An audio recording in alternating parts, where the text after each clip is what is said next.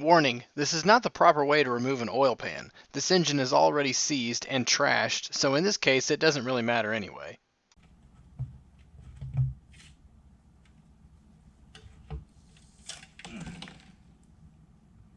Huh, looky there. It had plenty of oil in it. It was just completely sludged. Oh my goodness. Look at that. I had drained this oil prior, so this is all that's come out. That's all that's come out since having this thing sitting. Look at this.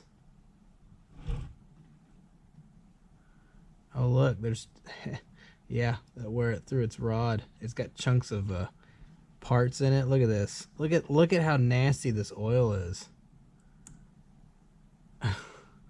I cannot believe that.